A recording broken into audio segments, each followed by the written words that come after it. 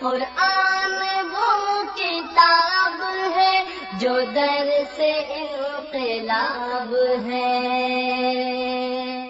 سمجھ کے گر کوئی پڑھے تو نور علی نور ہے۔ چلتے رہے ہیں، اب ہم نے دیکھنا ہے کہ اس ایک سال میں بڑے بڑے واقعات کیا ہوتے ہیں۔ تو آپ کے سامنے ہیڈنگ بھی یہی ہے کہ بدر کے بعد کے واقعات، احد سے پہلے تک ایک سال۔ تو اس میں بنیادی طور پر 3 اہم واقعات ہوتے ہیں، 3 اہم رشتے ہوتے ہیں، 3 شادیاں ہوتی ہیں۔ ان میں حضور کی شادی ہے اور حضور اکرم صلی اللہ علیہ وآلہ وسلم کی 2 بیٹیوں کی شادی ہے، سیدہ ام کلثوم، سیدہ فاطمہ، ان دونوں کی شادی، اور حضور کی اپنی شادی سیدہ حفصہ سے۔ یہ 3 رشتے ہوتے ہیں۔ سیدہ فاطمہ کا رشتہ حضرت علی سے ہوا، سیدہ حفصہ حضور اکرم صلی اللہ علیہ وسلم کے نکاح میں آئیں جو حضرت عمر کی بیٹی ہیں، اور سیدہ ام کلثوم حضرت عثمان کے نکاح میں آئیں۔ سب سے پہلے حضرت عثمان کا رشتہ ہوا یہ کہ جب آپ بدر کر کے واپس آئے نا، تو حضرت عثمان بدر میں شامل نہیں تھے، کیونکہ یہ فرض عین نہیں تھا، سب کو بتایا بھی نہیں، سب کو کہا بھی نہیں کہ چلو، حضرت عثمان نہیں گئے تھے۔ دوسری وجہ یہ بھی تھی کہ حضرت رقیہ جو حضرت عثمان کی زوجہ ہیں، وہ شدید علیل تھی، بیمار تھیں، اور حضرت رقیہ اور حضرت عثمان ان دونوں کی فضیلت یہ ہے کہ دونوں ہجرت حبشہ میں یہ لوگ شامل رہے، یعنی ہجرت حبشہ بھی دونوں میاں بیوی نے مل کر کی، اور پھر مدینہ میں بھی ہجرت دونوں میاں بیوی نے مل کر کی۔ تو یہ حضور فرمایا کرتے تھے پہلا جوڑا ہے جس نے 2 ہجرتیں کی ہیں۔ تو یہ بڑا ان کی خصوصیت ہے کہ انہوں نے حبشہ میں بھی ہجرت کی اور مدینہ میں بھی ہجرت کی۔ حضرت عثمان کے بیٹے ہیں سیدہ رقیہ سے، ان کا نام ہے عبداللہ، ان سے حضرت عثمان کی کنیت ہے ابو عبداللہ، لیکن ان کی زندگی نے وفا نہیں کی۔ 6 سال کی عمر میں مرغے نے ان کی آنکھ میں چونچ ماری، جس زخم کی وجہ سے وہ اللہ کو پیارے ہو گئے، تو وہ بھی بچپن میں چلے گئے۔ عبداللہ کنیت بہرحال ابو عبداللہ ہے حضرت عثمان کی، جو رقیہ کے بیٹے ہیں۔ حضور جب بدر سے واپس آئے تو حضرت عثمان رقیہ کو دفن کر چکے تھے۔ پیارے پیغمبر کو معلوم ہوا تو آپ نے فرمایا مجھے بتاؤ میری بیٹی کی قبر کہاں ہے۔ آپ گئے اور وہاں پر جا کر آپ نے ان کے لیے دعا فرمائی۔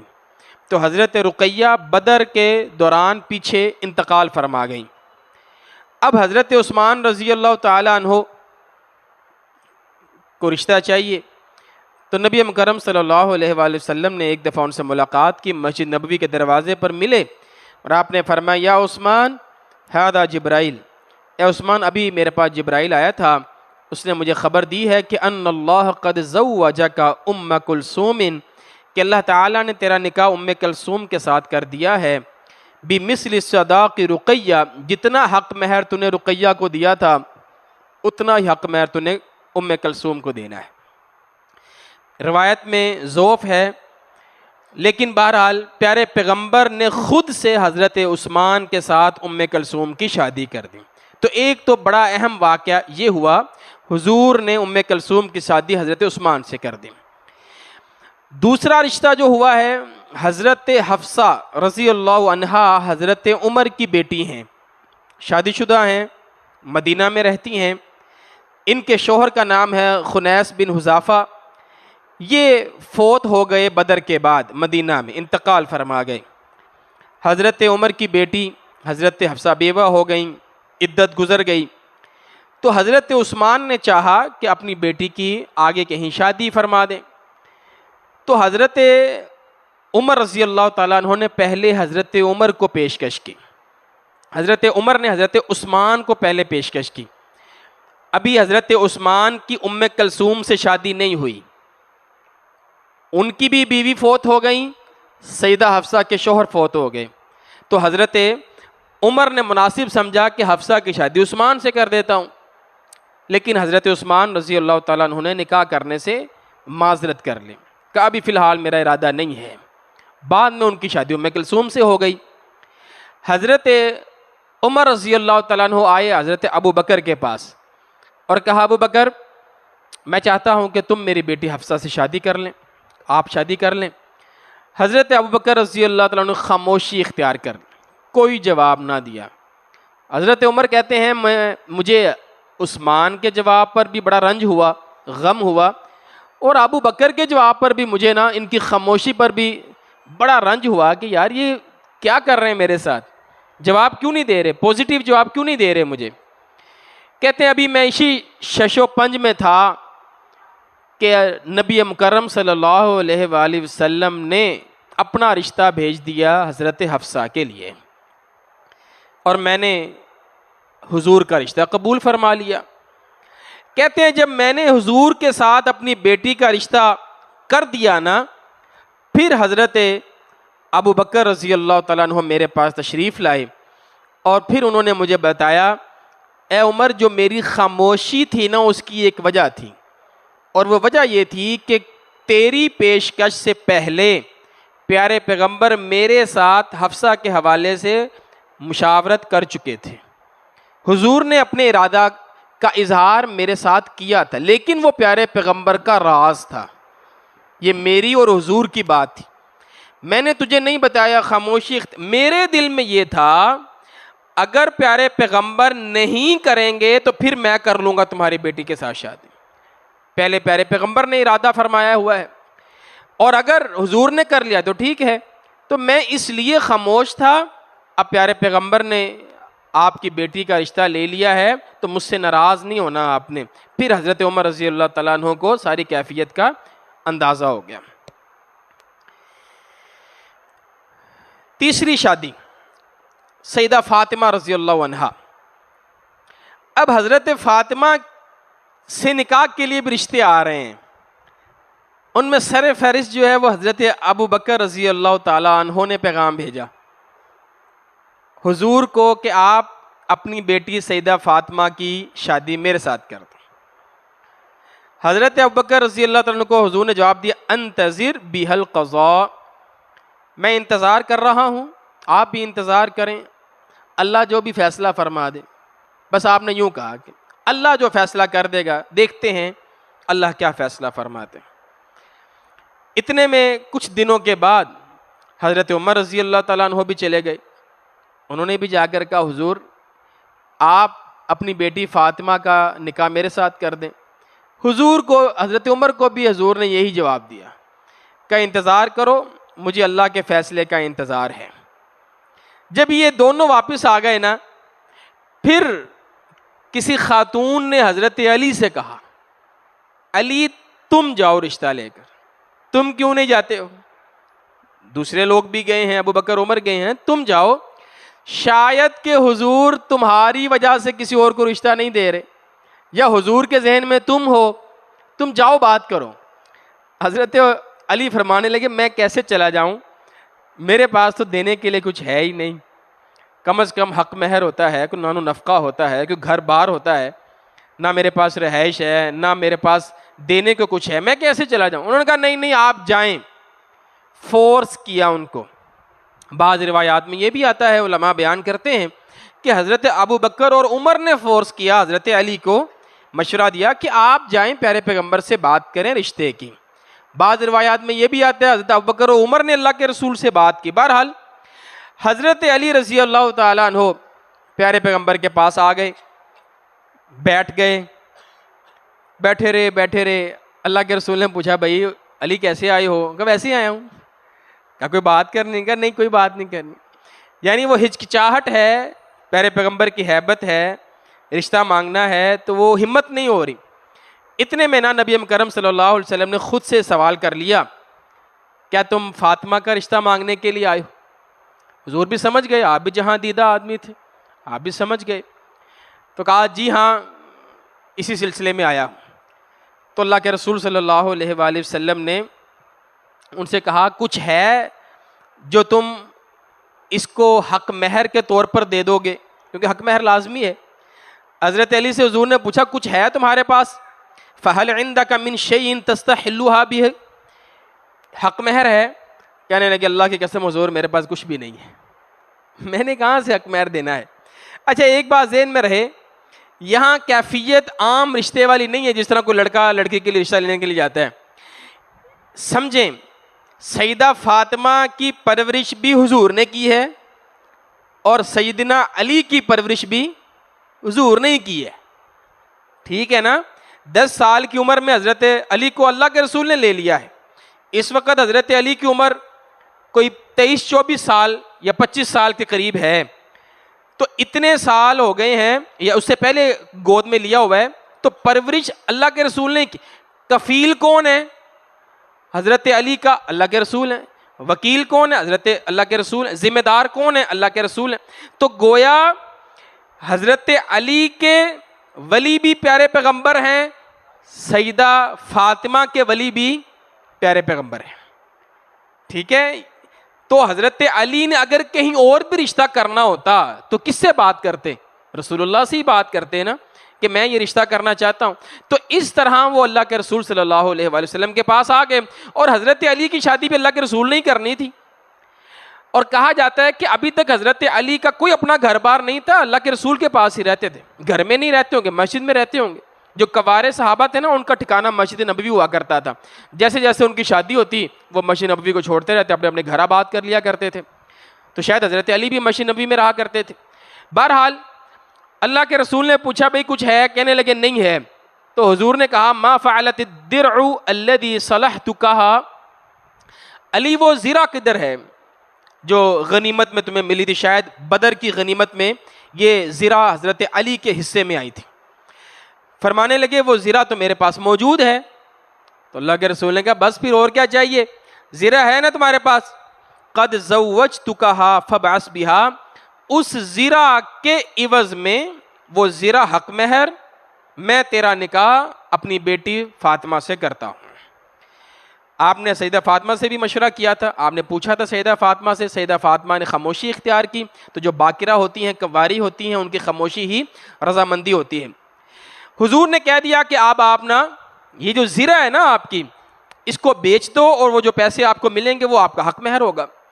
حضرت علی رضی اللہ تعالیٰ عنہ ڈھونڈتے ڈھونڈتے کس کے پاس جاؤں، جاتے جاتے سیدھا پہنچے حضرت عثمان رضی اللہ تعالیٰ عنہ کے پاس، تاجر آدمی تھے۔ جا کر کہا کہ بھی میرا رشتہ ہو گیا سیدہ فاطمہ کے ساتھ، حق مہر یہ زرہ ہے، آپ خرید لیں تاکہ میرے لیے آسانی ہو جائے۔ حضرت عثمان نے 400 درہم کے عوض وہ زرہ خرید لے۔ 400 درہم حضرت علی کو پکڑائے، زرہ پکڑی، پھر کہا علی پیسے تمہارے، زرہ میری ہو گئی؟ کہا ہو گئی۔ کہا یہ پیسے تمہارے ہیں، یہ زرہ میری طرف سے تمہیں گفٹ ہے، ہدیہ ہے، تم جہاد کرو کہ اس کو پہن کر اجر مجھے ملتا رہے گا، یہ بھی لے جاؤ، اور یہ تعاون جو ہے یہ میری طرف سے تمہاری شادی کے لیے میرے طرف سے تعاون ہے۔ حضرت علی واپس آئے، پیارے پیغمبر کو بتایا کہ میں عثمان کے پاس گیا تھا، عثمان نے زرہ بھی دے دی اور عثمان نے پیسے بھی دے دیے ہیں۔ اللہ کے رسول بڑے خوش ہوئے، آپ نے دعائیں دی حضرت عثمان رضی اللہ تعالیٰ عنہ کو۔ پھر وہ پیسے جو ہے نا، اچھا حضرت علی نے وہ پیسے اللہ کے رسول کو لا کر دے دیے، کیونکہ ذمہ دار اللہ کے رسول ہی ہیں، سیدہ فاطمہ کے بھی حضرت علی کے بھی۔ تو نبی کرم صلی اللہ علیہ وآلہ وسلم نے ان پیسوں سے پھر ان کے گھر کا کچھ سامان خریدا۔ پیسے کس کے ہیں؟ حضرت علی رضی اللہ تعالیٰ عنہ کی۔ ان پیسوں سے پھر آپ نے گھر بار کا کچھ سامان، کیونکہ کوئی گھر ہے ہی نہیں، کوئی چیز ہی نہیں ہے، تو جو ساری تیاری پیارے پیغمبر نے، حضرت علی کا کوئی اور کفیل ہی نہیں ہے، کوئی اور بڑا ہی نہیں ہے کہ کوئی اور جو ہے وہ تیاری کر، حضور نے ہی کرنی تھی تیاری۔ تو آپ صلی اللہ علیہ وآلہ وسلم نے نا ان کے گھر کے سامان کا بندوبست کیا۔ روایات میں آتا ہے حضرت ابوبکر کو بھیجا پیسے دے کر کہ آپ سامان لے کر آئیں۔ اچھا اب حضرت علی کو ضرورت ہے گھر کی، حجرے کی، گھر ہی نہیں ہے۔ کئی مہینے تک سیدہ فاطمہ کی رخصتی نہیں ہوئی۔ کسی نے پوچھا، حضرت نعمان بن حارثہ جو اللہ کے رسول کو حجرے دیا کرتے تھے، بنا کر جگہ دیا کرتے تھے، وقف کرتے تھے، انہوں نے پوچھا حضرت علی سے کہ بھائی شادی تمہاری ہو گئی، رخصتی کیوں نہیں کرتے؟ کہتے میں کہاں کروں رخصتی، کہاں لے کر آؤں؟ پیارے پیغمبر کے اپنے گھر بھی ایک ایک کمرہ ہے، ایک ایک حجرہ ہے، وہاں میں کوئی اضافی کمرہ نہیں ہے۔ تو حضرت نعمان بن حارثہ نے پھر پیارے پیغمبر کے جو حجرات تھے انہی کے ساتھ ایک اور حجرہ حضرت علی رضی اللہ تعالیٰ عنہ کے لیے بنوایا، اور وہاں پر پھر سیدہ فاطمہ کی رخصتی ہوئی۔ تو نکاح اور رخصتی میں کئی مہینوں کا وقفہ ہے، جیسے حضرت عائشہ اور حضرت عائشہ کی شادی اور رخصتی میں وقفہ ہے۔ جب آپ مدینہ میں آ گئے، حضرت ابوبکر رضی اللہ تعالیٰ عنہ نے پوچھا اللہ کے رسول سے، اللہ کے رسول آپ سیدہ عائشہ کی رخصتی کیوں نہیں کر رہے؟ حضرت ابوبکر نے پوچھا خود پیارے پیغمبر سے، اب رخصتی کیوں نہیں فرما رہے؟ حضور نے فرمایا میرے پاس حق مہر نہیں ہے، میرے پاس حق مہر نہیں ہے دینے کے لیے، رخصتی کیسے کروں؟ حضرت ابوبکر رضی اللہ تعالیٰ عنہ نے اپنی طرف سے پیارے پیغمبر کو حق مہر کی رقم دی، وہ حق مہر اللہ کے رسول نے سیدہ فاطمہ کو دیا، حضرت عائشہ کو دیا، اور پھر رخصتی ہوئی۔ تو وہاں پر علماء نے لکھا ہے کہ سسر جو ہے وہ اپنے داماد کے ساتھ تعاون کر سکتا ہے، لیکن یہ تعاون ہے، کوئی جبر نہیں ہے۔ حضرت علی رضی اللہ تعالیٰ عنہ کے ان پیسوں سے کچھ سامان خریدا گیا۔ روایات میں جن چیزوں کا ذکر ہے وہ چیزیں میں آپ کے سامنے رکھتا ہوں۔ ایک چارپائی کا ذکر ہے، وہ ڈبل بھی ہو سکتی، سنگل بھی ہو سکتی، بہرحال سریرہ واحد کا ہی ذکر ہے۔ ایک چارپائی بٹی ہوئی، ایک مخملی چادر جو اس وقت کے استعمال میں ہوتی تھی چارپائی وغیرہ پر بچھانے کے لیے، سونے وغیرہ کے لیے، ایک تکیہ جو کہ چمڑے کا تکیہ ہے، اور اس کے اندر جو کھجور کی چھال ہے وہ میں آگے آپ کو دکھاتا ہوں، جو کھجور کے درخت کے سائڈوں پر لگی ہوتی ہے چھال، وہ اس کے اندر بھر کر اس وقت اس کو استعمال کیا جاتا تھا، جیسے ہمارے ہاں روئی وغیرہ استعمال ہوتی ہے۔ تو عرب جو ہے وہ کھجور کا بہت زیادہ استعمال کرتے تھے مختلف چیزوں میں، تو چھال اس میں استعمال ہوتی ہے۔ مشکیزہ پانی کے لیے جیسے ہمارے ہاں کولر وغیرہ استعمال ہوتے ہیں، تو اس وقت کا یہ کولر ہے، یہ مشکیزہ ہے، آپ دیکھ سکتے ہیں اس کا منہ بند کیا ہوا ہے، یہاں سے منہ کھولیں گے تو پانی آ جائے گا، اور اس میں پڑا پڑا پانی ٹھنڈا بھی ہوتا ہے اور فلٹر بھی ہوتا ہے، یہ اس وقت کا فلٹر ہے، ٹھیک ہے، اس میں پانی خود بخود فلٹر ہوتا ہے، صاف ہوتا ہے۔ تو یہ چھال ہے جو کھجور کے درخت کے ساتھ لگی ہوتی ہے، یہ آپ دیکھ سکتے ہیں، یہ چھال ہے، یہ اس طرح ہوتی ہے، یہ کھجور کا درخت ہے نا، یہاں پر یہ جو آپ کو چیزیں نظر آتی ہیں، یہ ساری، یہ ہم سنتے رہتے ہیں اصل میں، اور مجھے تجسس پیدا ہوگا، سنتے رہتے ہیں کھجور کی چھال، کھجور کی، یہ ہوتی کیا ہے اصل میں دیکھا جائے تو اصل میں یہ کھجور کی چھال ہوتی ہے، اس سے پھر یہ اس طرح یہ بورا سا بن جاتا ہے، یہ اس کے اندر بھرا ہوا ہے، ٹھیک ہے۔ اس چھال کی بہت ساری چیزیں بنتی ہیں، استعمال میں آتی ہے، جیسے کہ یہ دریاں وغیرہ ہیں، ٹھیک ہے، یہ اسی چھال کی بنی ہوئی ہے۔ اسی سے رسی بنتی ہے، جس کو ہم کھجور کی بٹی ہوئی رسی، وہ اسی چھال سے بنتی ہے۔ اس کا پروسیجر آپ یوٹیوب پر دیکھ سکتے ہیں وہ کیسے بنتی ہے۔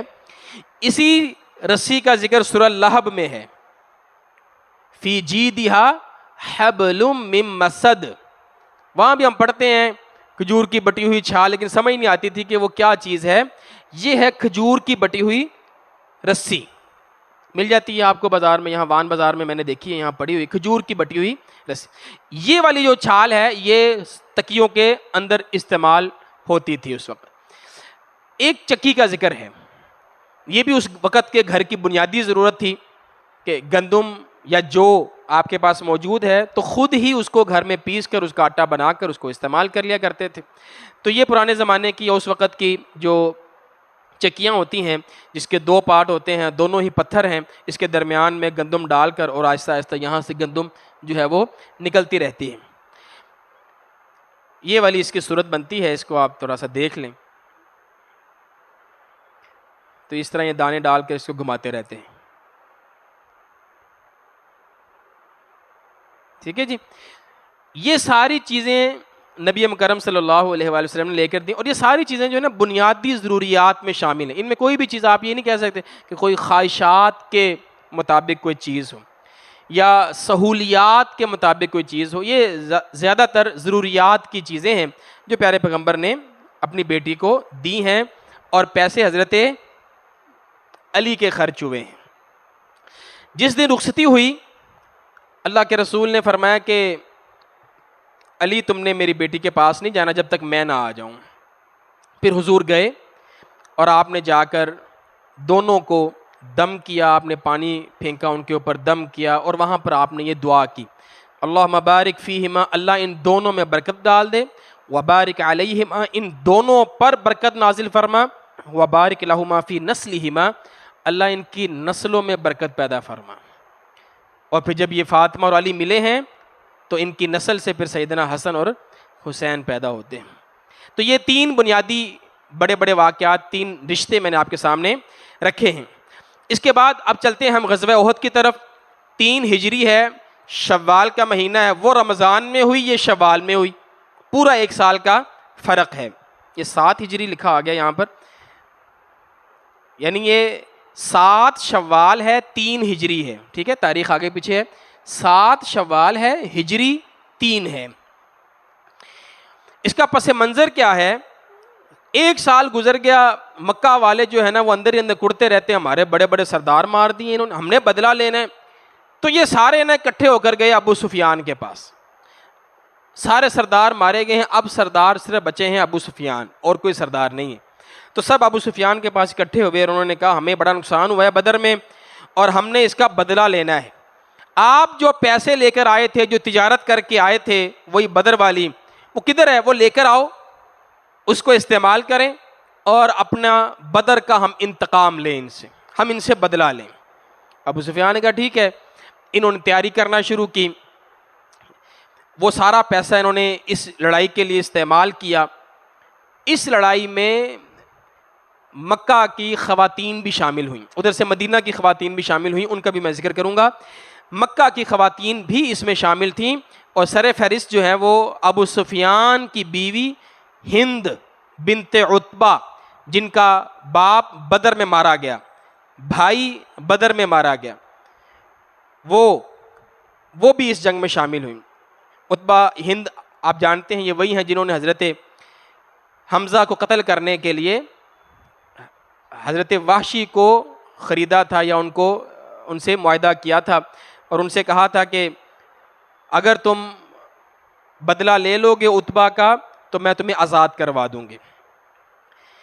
3000 فوج تھی، 15 عورتیں تھیں، 200 گھوڑے تھے، 3000 اونٹ تھے اور 700 زرہیں تھیں۔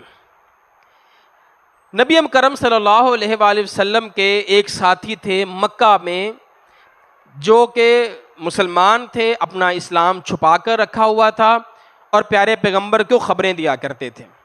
وہ تھے حضور کے چچا حضرت عباس رضی اللہ تعالیٰ عنہ۔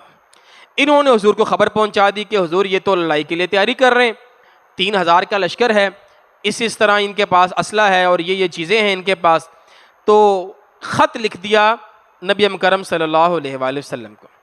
اللہ کے رسول بھی چوکنا ہو گئے، آپ نے بھی تیاری کرنا شروع کر دی۔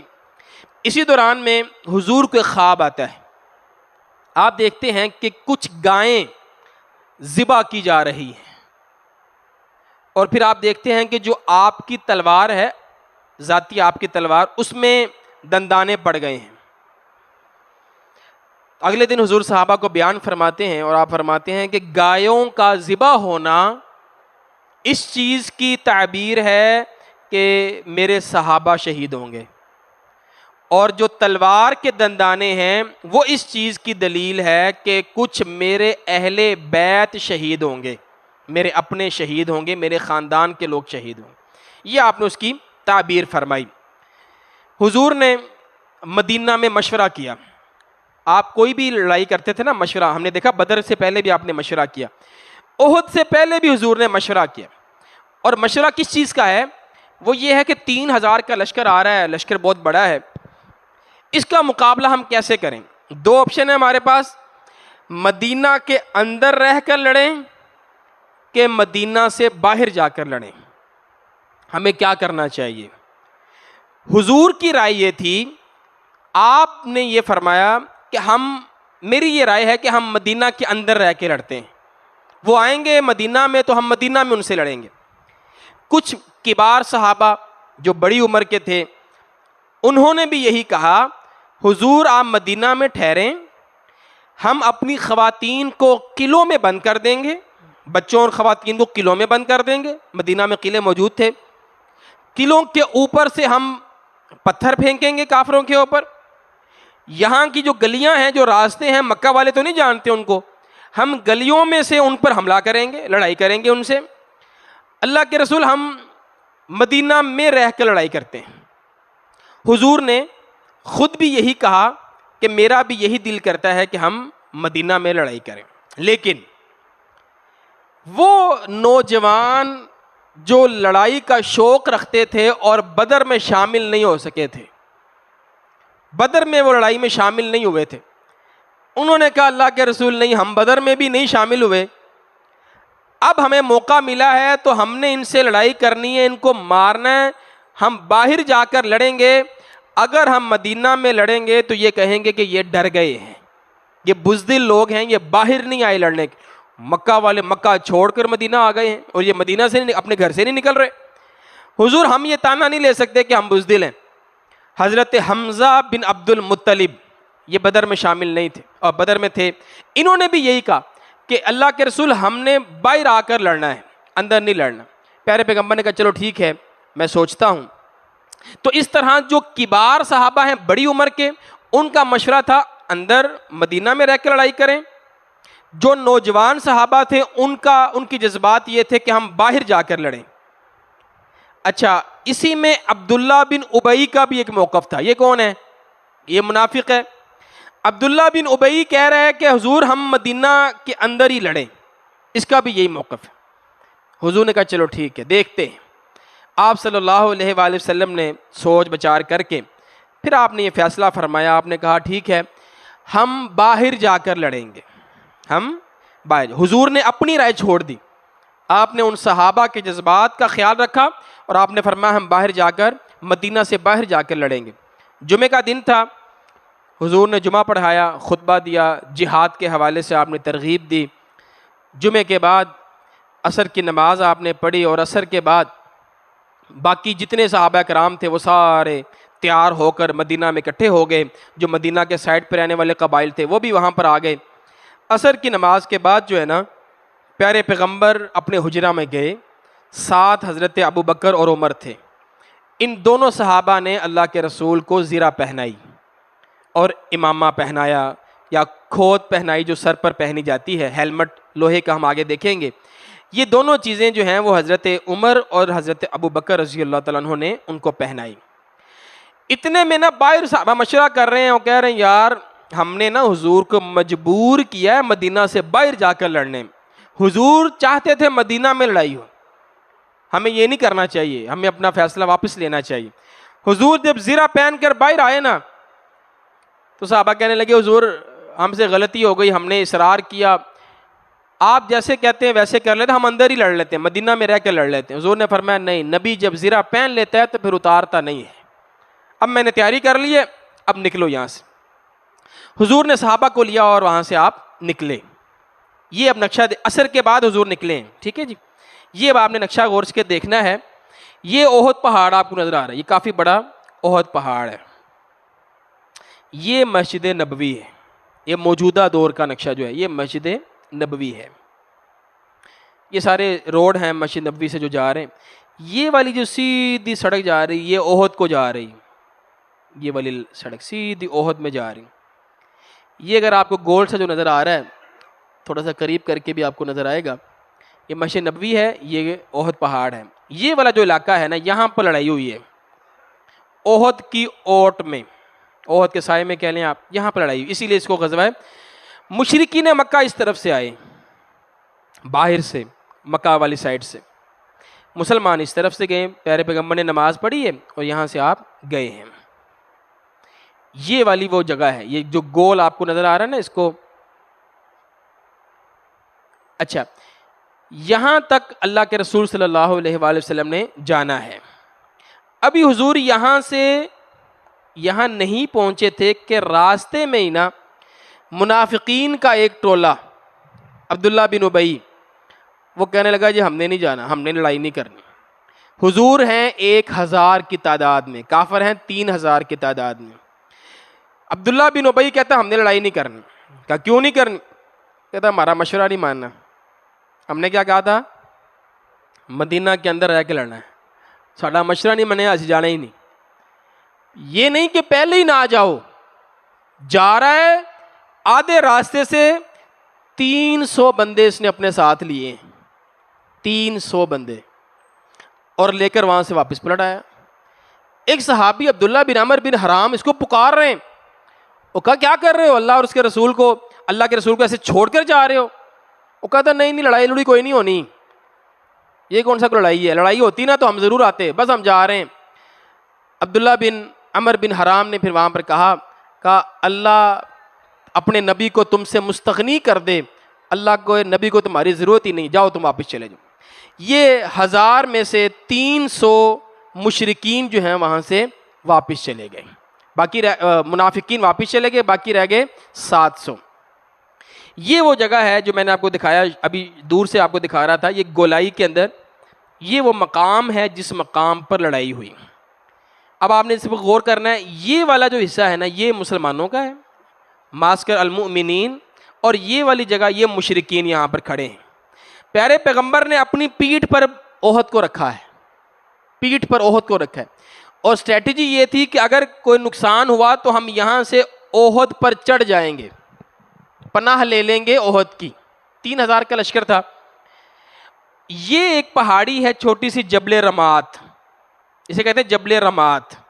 یہ جو آپ دیکھ رہے ہیں یہ شہدائے احد ہیں, جہاں پر لوگ جاتے ہیں زیارت کرنے کے لیے, مسجد ہے جو وہاں پر موجود ہے. یہ جبل رمات ہے, ٹھیک ہے جی. اس پہاڑی پر پیارے پیغمبر نے, وہ 50 صحابہ تھے تیر انداز جن کو آپ نے کھڑا کیا تھا, اور آپ نے ان سے حکم دیا تھا ان کو کہ جو مرضی ہو جائے, ہم ہار جائیں ہم جیت جائیں, تم نے یہ جگہ نہیں چھوڑنی, یہ پہاڑی نہیں چھوڑنی. اس کی وجہ کیا ہے؟ اچھا پہلے وہ بھی سمجھ لیں. یہ جو پہاڑی ہے نا, انہوں نے اس سائڈ کو کور کیا ہے, یہ والی جو سائڈ ہے.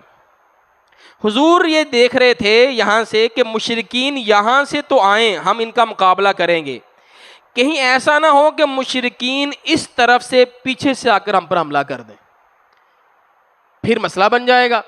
تو اللہ کے رسول صلی اللہ علیہ وسلم نے بڑی سمجھداری کے ساتھ یہاں پر 50 صحابہ کو کھڑا کیا. تمہاری نظر ادھر رہنی چاہیے, ادھر سے کوئی ہمارے اوپر حملہ نہ کرے, جو مرضی ہو جائے. خالد بن ولید رضی اللہ تعالیٰ عنہ 200 گھوڑے لے کر یہاں پر کھڑے ہیں, اور آتے ساتھ انہوں نے سب سے پہلی نظر اسی پہاڑی پر ڈالی, اور انہوں نے کہا اگر یہ بندے نہ کھڑے ہوتے تو میں نے یہاں سے حملہ کرنا تھا ان کے اوپر, لیکن وہ بندے کھڑے ہوئے ہیں وہاں سے. تو وہ بھی چونکہ بڑے جنگجو تھے, بڑے سمجھدار تھے, جنگوں کو جانتے تھے, تو اس لیے اللہ کے رسول نے 50 صحابہ کو یہاں پر تیر اندازوں کو کھڑا کیا, یہ والی جگہ تم نے کور کرنی ہے. اچھا جی آگے چلتے ہیں. جو خواتین مشرکین کے ساتھ آئی تھیں وہ اپنے کافروں کو ابھارنے کے لیے مختلف اشعار پڑھ رہی تھیں. اگر پیش قدمی کرو گے تو ہم گلے لگائیں گی اور قالینیں بچھائیں گی, اور اگر پیچھے ہٹو گے تو روٹھ جائیں گی اور الگ ہو جائیں گی. تو ان کے جذبات کو ابھار رہی تھیں تاکہ وہ لڑیں. اچھا جی یہ لڑائی کا نقشہ ہے, یہ میں نے آپ کو دکھایا احد پہاڑ ہے, یہ مشرکین ہیں ریڈ والے, اور یہ گرین والے مسلمان ہیں. یہ جبل رمات ہے جو میں نے ابھی آپ کو پہاڑ دکھایا. یہاں پر اللہ کے رسول نے 50 صحابہ کو کھڑا کر دیا تاکہ ادھر سے کوئی حملہ نہ ہو, اور یہی ہوا. جب یہ نیچے اترے تو خالد بن ولید نے اسی سائڈ سے حملہ کر کے پیچھے سے آ کر مسلمانوں پر حملہ کر دیا. پیارے پیغمبر کا یہ خیمہ ہے, حضور کو سیکیور کیا گیا, محفوظ کیا گیا, آپ کا پہرا تھا, لیکن بہرحال مشرکین آپ تک پہنچ گئے تھے, وہ ہم آگے دیکھتے ہیں. یہ بھی ایک نقشہ ہے, یہ جبل رمات ہے, تو اس کو میں نے آپ کو دکھا دیا ہے. لڑائی شروع ہوتی ہے. اچھا یہاں آپ اسٹریٹجی کیا ہے؟ میں نے آپ کو بتایا تھا ہر لڑائی میں حضور کی اسٹریٹجی مختلف ہوتی تھی. اس لڑائی میں اسٹریٹجی کیا ہے؟ اس لڑائی میں اللہ کے رسول صلی اللہ علیہ وآلہ وسلم نے صحابہ سے کہا کہ تم نے صرف ایک کام یہ کرنا ہے کہ جس بندے کے پاس جھنڈا ہے نا اس کو مارنا ہے. اب جنگوں میں ہوتا یہ تھا جس نے جھنڈا اٹھایا ہوا اگر وہ مر گیا نا, جھنڈا نیچے گر گیا تو وہ شکست کی علامت ہے, دوسرا آدمی آئے گا وہ جھنڈا اٹھائے گا. تو صحابہ کیا کرتے تھے, جھپٹا مارتے تھے, حملہ کرتے تھے جھنڈے والے پر. ایک جھنڈے والا مرا, اس کے بھائی نے اٹھا لیا, صحابہ نے اس کو مارا, اس کے بھائی نے اٹھا لیا, اس کو مارا, اس کے بھائی نے بھتیجے نے اٹھا لیا. وہ کرتے کرتے کرتے کو 6 7 8 لوگوں کو صحابہ کرام نے ایسے قتل کر دیا. جو جھنڈا اٹھائے اس کو پھڑکا دیں, جو جھنڈا اٹھائے اس کو پھڑکا دیں. جب جھنڈا ان کا گر گیا اور کوئی اٹھانے والا نہ رہا تو یہ ایک قسم کی ان کی شکست تھی. اس چیز کو دیکھ کر وہ پیچھے کی طرف پلٹے, دوڑ لگا دی انہوں نے واپسی کی طرف, سامان وغیرہ بھی چھوڑ دیا اپنا. صحابہ کرام جو ہے وہ سامان اٹھانے لگ گئے, مال غنیمت کو حاصل کرنے لگ گئے. کچھ دو طرح کے صحابہ ہو گئے. کچھ صحابہ تھے جو کافروں کا پیچھا کر رہے تھے, کافروں کا پیچھا کر رہے تھے آگے تک. کچھ صحابہ تھے جو مال غنیمت کو سمیٹنا شروع ہو گئے. اس دوران وہ 50 صحابہ جو جبل رمات پر کھڑے تھے وہ کہنے لگے کہ بھائی اب تو جیت ہو گئی ہے, کافر تو دوڑ رہے ہیں, ہم مال غنیمت کو سمیٹیں, ہمارا مال بھی جائے گا, ہمارا ایسا کیسے ملے گا ہمیں. تو وہاں پر حضرت عبداللہ بن جبیر جو امیر تھے ان کے, وہ ان کو روکتے رہے, نہیں بھائی پیارے پیغمبر نے منع فرمایا, ہم نے نہیں اترنا. بہرحال انہوں نے ان کی بات نہ مانی. 40 صحابہ, 50 میں سے 40 صحابہ وہ نیچے اتر گئے اور وہ بھی مال غنیمت سمیٹنے لگے. 10 باقی رہ گئے. ان 10 کو دیکھ کر حضرت خالد بن ولید نے پھر ادھر سے آ کر پہلے ان کو قتل کیا, ان 10 صحابہ کو شہید کر دیا گیا. اور پیچھے سے آ کر جب حملہ کیا نا تو وہ صحابہ مال سمیٹ رہے ہیں اور کچھ صحابہ آگے گئے ہوئے ہیں اور پیچھے پیارے پیغمبر کے پاس کچھ صحابہ موجود ہیں. تو انہوں نے پیچھے سے آ کر جب حملہ کیا تو پھر ایک دم سے جنگ کی جو کایا پلٹ گئی. پیچھے سے کافروں نے آوازیں دی کہ بھائی پیچھے کی طرف آؤ. وہ جو کافر بھاگ رہے تھے وہ واپس آ گئے, وہ پھر پیچھے کی طرف آ گئے. اور ایک گروہ خالص حضور پر حملہ کرنے کے لیے آیا کہ حضور کا جو خیمہ ہے اس کو ٹارگٹ بنایا جائے. تو اس طرح آپ دیکھتے ہیں کہ آپ سنتے رہتے ہیں کہ غزوہ احد کی جو ہے وہ ساری کیفیت جو ہے وہ بدل گئی. یہ آپ نقشہ دیکھیں, یہ جبل رمات ہے, ادھر سے خالد بن ولید پیچھے والی سائڈ سے آتے ہیں. کچھ نقشوں میں نا یہ دکھایا گیا ہے کہ حضرت خالد بن ولید جو ہے وہ پورا پہاڑ پیچھے سے کراس کر کے یہاں سے آئے ہیں. کچھ میں یہ بھی دکھایا گیا ہے نقشوں میں, لیکن وہ صحیح نہیں لگتا. یہی والا نقشہ صحیح لگتا ہے کہ یہاں سے خالد بن ولید آئے ہیں. جیسے یہ والا نقشہ ہے, یہ بھی ایک کتاب کا نقشہ ہے, اس میں دیکھیں تو خالد بن ولید کو انہوں نے دکھایا ہے کہ یہ پیچھے سے آ رہے ہیں, انہوں نے جبل رمات پر حملہ کیا. اچھا اب یہ آپ نے نقشہ سمجھنا ہے, یہ مشرکین مکہ تھے, ٹھیک ہے, یہ واپس بھاگ رہے ہیں, واپس بھاگ رہے ہیں. تو یہ مسلمان تھے, یہ وہ مسلمان تھے کہ جنہوں نے دیکھا کہ اب جیت جو ہے وہ ہار میں بدل رہی ہے اور پیارے پیغمبر کے قتل کی افواہیں پھیل رہی ہیں, تو یہ لوگ بھی میدان چھوڑ کر الگ ہو گئے. انہوں نے کہا اب لڑنے کا کیا فائدہ. تو ایک یہ بھی گروہ تھا, اور کچھ یہ تھے جو اللہ کے رسول صلی اللہ علیہ وسلم کے خیمہ پر جنہوں نے حملہ کیا. وہاں پر پھر ہم دیکھتے ہیں کہ بہت سارے صحابہ تھے جنہوں نے بڑی جانثاری دکھائی, حضور کا پہرا دیا, جن میں حضرت طلحہ بن عبید اللہ بڑے صحابی ہیں. ان کو اللہ کے رسول صلی اللہ علیہ وسلم نے فرمایا کون ہے جو میرا دفاع کرے گا. حضرت طلحہ نے کہا حضور میں دفاع کروں گا, اور آ کر کافروں کے ساتھ لڑے, 11 کافروں کو قتل کیا اور پھر خود شہید ہو گئے. اسی طرح سعد بن ابی وقاص رضی اللہ تعالیٰ عنہ حضور کا دفاع کر رہے تھے اور تیر چلا رہے تھے. اللہ کے رسول نے ان سے کہا ارمی فدا کا ابی و امی, سعد تیر چلاؤ, میرے ماں باپ تیرے اوپر قربان جائیں, تیر چلاؤ. یہ اس موقع پر اللہ کے رسول نے سعد بن ابی وقاص کو یہ خوشخبری بھی سنائی, ایسے الفاظ سے ان کو پکارا. اس موقع پر مسلمان عورتیں بھی وہاں پر موجود تھیں. ام عمارہ, ان کا بہت بڑا کردار رہا بدر احد میں. ام ایمن تھی, سیدہ عائشہ تھی, سیدہ ام سلیم تھی, سیدہ فاطمہ رضی اللہ عنہا. یہ جو صحابہ زخمی ہوئے ان کو ان کی دیکھ بھال کر رہی تھیں, ان کو پانی وغیرہ پلا رہی تھیں. ام عمارہ کا بڑا اچھا کردار ہے, یہ حضور کا دفاع کر رہی تھی. ان کے ہاتھ میں خنجر تھا اور یہ کافروں سے لڑائی کر رہی تھی, انہوں نے بندے بھی مارے کافروں کے. اسی دوران میں نا ایک شخص تھا عبداللہ بن قمیہ, ابن قمیہ اسے کہا جاتا ہے, اس نے حضرت مصعب بن عمیر کو قتل کر دیا. مصعب بن عمیر کون ہے؟ المقری المدینہ, جو پہلی بیعت عقبہ اول میں مدینہ آ گئے تھے اور مدینہ والوں میں دعوت دے رہے تھے۔ مصعب بن عمیر کی شکل ملتی تھی پیارے پیغمبر سے۔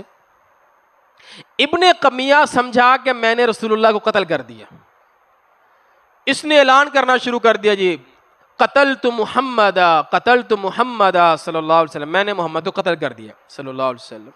حالانکہ شہید کون ہوئے؟ مصعب بن عمیر۔ اب اس کی آواز سن کر کافر جو ہے وہ خوش ہو گئے اور مسلمان جو ہیں وہ غمگین ہو گئے، اور کچھ مسلمان اتنے غمگین ہوئے کہ وہ میدان جہاد چھوڑ کر سائڈ پر بیٹھ گئے، گہری سوچ میں، ڈپریشن میں بیٹھوں کہ اب کیا لڑنا، ہم نے پیارے پیغمبر ہی نہیں رہے، اب کیا لڑائی کرنی۔ اچھا کچھ صحابہ نے سنا، انہوں نے کہا بھائی حضور نہیں رہے تو ہم نے رہ کے کیا کرنا ہے، اب ہماری زندگی کس کام کی، آؤ پھر لڑو اور ہم بھی شہید ہو جاتے ہیں۔ کچھ یہ سوچ والے بھی تھے۔ تو اس طرح صحابہ کرام میں مختلف قسم کے لوگ ہو گئے۔ مصعب بن عمیر نے پرچم اٹھایا ہوا تھا، جھنڈا اٹھایا ہوا تھا۔ جب مصعب بن عمیر شہید ہوئے، جھنڈا حضرت علی رضی اللہ تعالیٰ عنہ نے پکڑ لیا۔ اسی طرح ایک شخص نے نا حضور کو پتھر مارا، اور جب آپ کے پتھر لگا تو پیچھے گڑھا تھا، اس گڑھے میں اللہ کے رسول گر گئے۔ یہ وہ پتھر ہے جس کی وجہ سے حضور کو کافی چوٹ آئی، آپ کی جو خود تھی وہ آپ کے چہرے کے اندر چلی گئی، اسی طرح آپ کا دانت مبارک جو ہے وہ شہید ہوا۔ تو اس کو ہم یہ دیکھتے ہیں، آپ کے چہرے پر وہ جو چھوٹی چھوٹی خود کی زنجیریں ہوتی ہیں نا، وہ آپ کی یہ جو رخسار ہے اس کے اندر چلی گئی، رخسار کے اندر۔ اب وہ نکالنا بھی مشکل تھا، وہ نکل نہیں رہی تھی، تو ایک صحابی تھے، انہوں نے اپنے دانتوں سے پکڑ کر اس کو نکالا۔ تو جب وہ نکال رہے تھے، ایک نکالی تو ان کا ایک دانت ٹوٹ گیا، اور جب دوسری انہوں نے وہ کڑی نکالی تو دوسرا دانت ان کا ٹوٹ گیا، اور وہاں سے پھر خون نکلا، وہ ہم آگے دیکھتے ہیں، جہاں پر حضرت فاطمہ نے وہ چٹائی جلا کر لگائی تھی۔ اسی طرح حضور کا دانت شہید ہوا۔ دانتوں کو اگر ہم دیکھیں تو جو نیچے والے درمیان والے دو دانت ہوتے ہیں، ان کو ثنایا سفلی کہتے ہیں، ان میں سے دائیں طرف تیسرا دانت، درمیان میں دو دانت نیچے والے، اس سے جو دائیں طرف والا دانت ہے تیسرا، وہ دانت اللہ کے رسول کا شہید ہوا تھا اس غزوہ میں۔ عتبہ بن ابی وقاص یہ وہ تھا جس نے دانت شہید کیا، دانت توڑا اللہ کے رسول کا، آپ کا ہونٹ بھی زخمی ہو گیا۔ عبداللہ بن شہاب یہ وہ تھا جس نے آپ کی پیشانی زخمی کی، اور عبداللہ بن قمیہ وہ تھا جس نے چہرے کی ہڈی زخمی کی، کندھا زخمی کیا، اور مصعب بن عمیر کو قتل کر دیا، شہید کر دیا۔ صحابہ کرام نے حضور کو بچانے کے لیے آپ کو احد پہاڑ کی طرف لے گئے، اور احد پہاڑ میں اوپر ایک جگہ پر آپ کو لے گئے۔ یہ جگہ ہے، آپ جاتے ہیں، وہ لوگ زیارت بھی کرواتے ہیں، یہ ایک چھوٹی سی جگہ ہے جہاں اللہ کے رسول صلی اللہ علیہ وسلم کو اندر لے جایا گیا، ساتھ میں چند صحابہ تھے، حضور کو اندر لے جایا گیا۔ یہاں پر یہ کافی اونچائی میں جگہ بن جاتی ہے، تو حضور کو سہارا دے کر یہاں لے گئے۔ یہاں جب آپ گئے تو حضرت فاطمہ رضی اللہ تعالیٰ عنہ، حضرت علی یہ آپ کے ساتھ یہاں موجود تھے۔ پہلے انہوں نے حضور کے زخم کو پانی سے دھویا، لیکن خون بند نہیں ہوا، خون جاری رہا۔ پھر حضرت فاطمہ رضی اللہ عنہ نے چٹائی لی، اس کو آگ لگائی، جب وہ آگ لگ گئی اس کی راکھ بنی، اس کی راکھ کو پیارے پیغمبر کے چہرے پر لگایا، اس سے وہ جو ہے خون بند ہو گیا۔ یہ اس وقت کا طریقہ کار ہوگا خون بند کرنے کا، خون اس سے بند ہو گیا۔ جب وہ آپ کو چٹائی لگا رہی تھی نا، خون بند کر رہے، اس وقت پیارے پیغمبر یہ کہہ رہے تھے، اللہ یہ قوم کیسے فنا پائے گی، کیف یفلح القوم شجوا نبیہم، جنہوں نے اپنے نبی کو زخمی کیا، اپنے نبی کو تکلیف پہنچائی، اپنے نبی کا دانت شہید کیا، اللہ یہ قوم کیسے فلاح پائے گی۔ حضور شکوہ کر رہے ہیں یا ان کو بد دعا دے رہے ہیں۔ اللہ رب العالمین نے قرآن کی آیت نازل فرمائی، لیس لک من الامر شیء او یتوب علیہم او یعذبہم فانہم ظالمون۔ پیارے پیغمبر یہ چیز آپ کے اختیار میں نہیں ہے کہ ان کو ہدایت دینی ہے کہ نہیں دینی ہے، اللہ چاہے تو ان کو بھی ہدایت دے دے، ان کی بھی اللہ توبہ قبول کر لے، اللہ ان کو توبہ کرنے کی توفیق عطا فرما دے، آپ کے اختیار میں نہیں ہے کسی کو معاف کرنا نہ کرنا، ہدایت دینا نہ دینا۔ آپ کیفیت سمجھ رہے ہیں پیارے پیغمبر کی کیا ہے؟ اور حضور ان جذبات میں کیا کہہ رہے ہیں اور اللہ کیا کہہ رہے ہیں. حضور بد دعا نہیں دینی، یہ آپ کا کام نہیں ہے، آپ صبر کریں بس. اور آپ دیکھیں یہی احد میں جو حضور کو نقصان پہنچا، یہ سارے مسلمان ہو گئے. ہند مسلمان، ابو سفیان مسلمان، خالد بن ولید مسلمان، اکرمہ مسلمان، صفوان بن امیہ مسلمان، اور کئی لوگ مسلمان ہو گئے سارے. اللہ نے منع فرما دیا پیارے پیغمبر آپ نے ان کو بد دعا نہیں دینی. تو علماء نے یہاں سے یہ توحید ہے، اختیار اللہ رب العالمین کے پاس ہے. جب حضور چاہتے ہیں ہدایت مل جائے، اللہ نہیں دے رہے. جب حضور چاہتے ہیں ان کو ہدایت نہ ملے، اللہ دے جا رہے ہیں ہدایت. تو ہدایت اللہ رب العالمین کے ہاتھ میں ہے.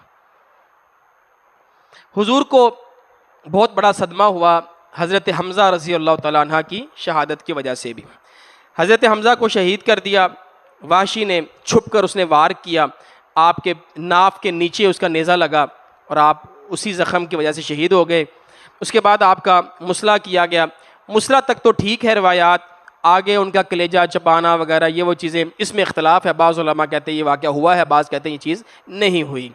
بہرحال سیرت نگاروں نے اس کو لکھا ہے. آپ نے فرمایا کہ اگر مجھے حضرت صفیہ کا خیال نہ ہوتا، صفیہ یہ حضرت حمزہ کی بہن ہیں، پیارے پیغمبر کی پھوپھی ہیں، اگر مجھے ان کا خیال نہ ہوتا کہ وہ آئیں گی اور حضرت حمزہ کی لاش کو دیکھیں گی اور وہ غم کریں گی، تو میں حضرت حمزہ کی میت لاش کو ویسے ہی چھوڑ دیتا، دفن نہ کرتا. پرندے آ کر ان کو نوچتے، کھا جاتے. قیامت والے دن اللہ ان پرندوں کے پیٹوں سے حضرت حمزہ رضی اللہ تعالیٰ عنہ کو دوبارہ زندہ کرتا اور اللہ اپنے سامنے کھڑا کرتا. لیکن مجھے ڈر ہے کہ حضرت صفیہ سے یہ برداشت نہیں ہوگا. حضرت صفیہ آئی ہیں، حضور نے روک دیا، کہا نہیں ان کو قریب نہیں آنے دینا، یہ نہیں دیکھ پائیں گی. لیکن حضرت صفیہ نے کہا نہیں پیارے پیغمبر مجھے دیکھنے دیں، میں حوصلہ کروں گی. پھر اللہ کے رسول نے اجازت دی، وہ آئیں، انہوں نے دیکھا حضرت حمزہ کی میت کو. اللہ کے رسول نے فرمایا تو اسی موقع پر جبرائیل میرے پاس آئے ہیں اور جبرائیل نے کہا اللہ تعالیٰ نے آج حضرت حمزہ کو لقب دیا ہے اسد اللہ و اسد رسولی ہی. یہ اللہ کا بھی شعر ہے اور اللہ کے رسول کا بھی شعر ہے. لڑائی ختم ہو گئی، پیارے پیغمبر پہاڑی پر چڑھ گئے ہیں، صحابہ کرام بھی پہاڑی پر چڑھ گئے ہیں، ابو سفیان اور اس کا لشکر نیچے ہے. تو ابو سفیان پھر اعلان کرتا ہے، وہ کہتا ہے وَإِنَّ الْحَرْبَ سِجَالٌ. جو لڑائی ہوتی ہے نا، لڑائی جنگ، وہ ڈھول کی نما ہوتی ہے. یومن بیومن، کبھی ادھر سے ڈھول بجتا ہے کبھی ادھر سے بجتا ہے، کبھی تمہاری فتح ہوتی کبھی ہماری فتح ہوتی. کہتا ہے یہ بدلہ ہے بدر کا، تم نے ہمارے مارے ہم نے تمہارے مار دیے. بدر میں تم جیتے تھے، آج ہم جیت گئے ہیں. جب یہ اس نے بات کی نا، حضرت عمر سے نہ رہ گیا. حضرت عمر کہنے لگے نہیں لا سوا قتلانا فی الجنہ و قتلاکم فی النار. برابر نہیں ہوا حساب، تمہارے 70 جہنم میں گئے، ہمارے جو شہید ہوئے وہ جنت میں گئے.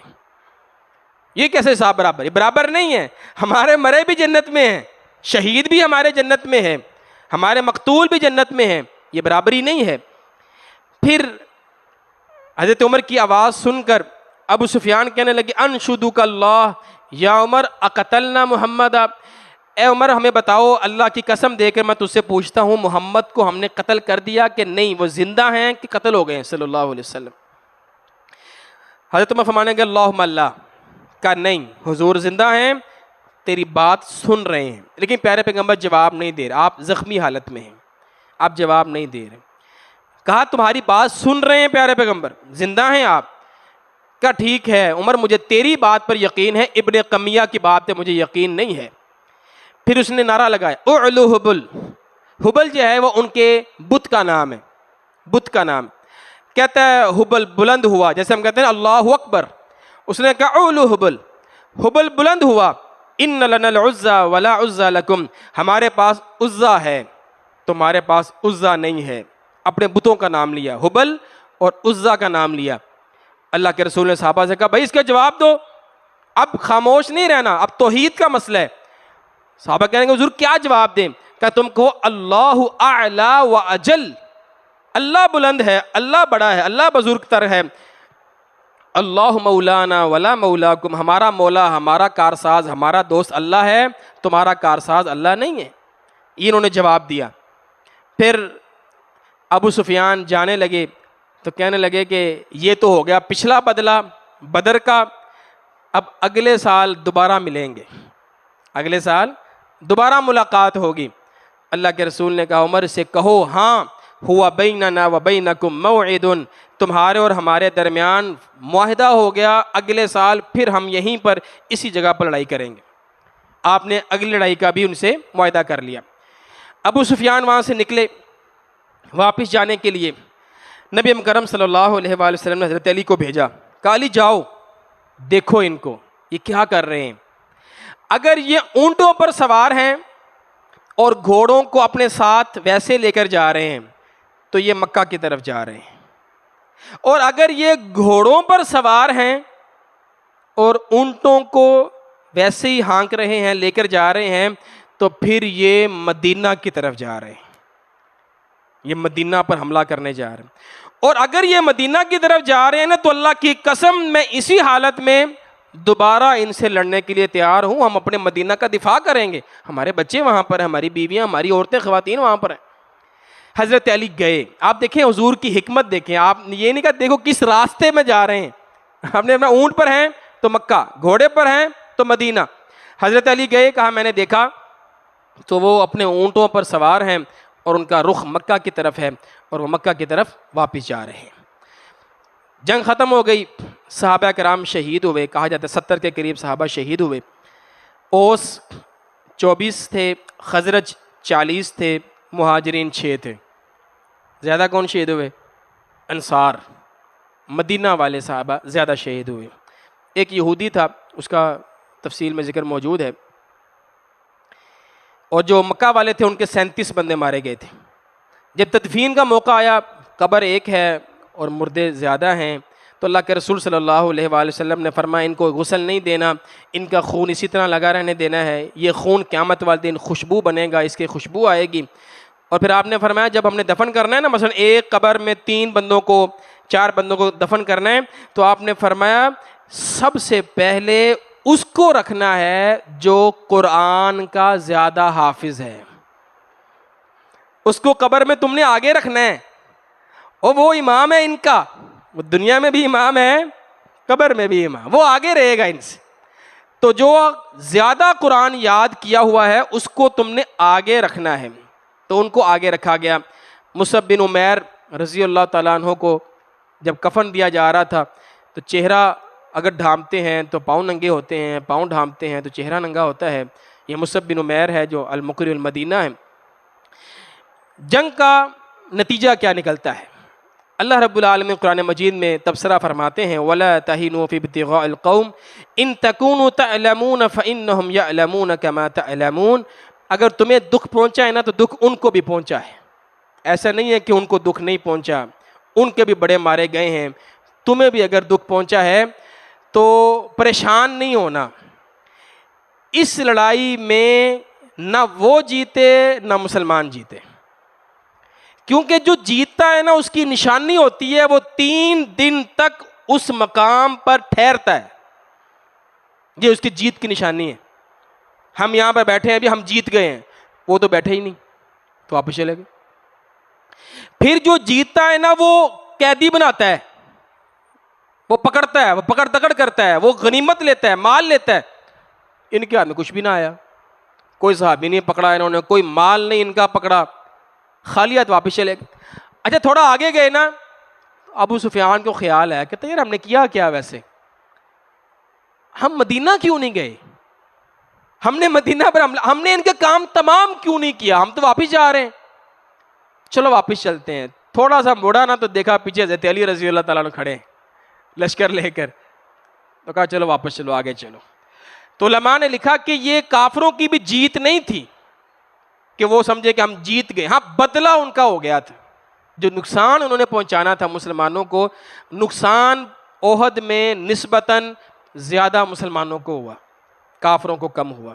تو یہ غزوہ احد تک ہم نے دیکھ لیا ہے، آگے انشاءاللہ ہم غزوہ احد سے آگے دیکھیں گے کل انشاءاللہ۔ جزاکم اللہ خیر۔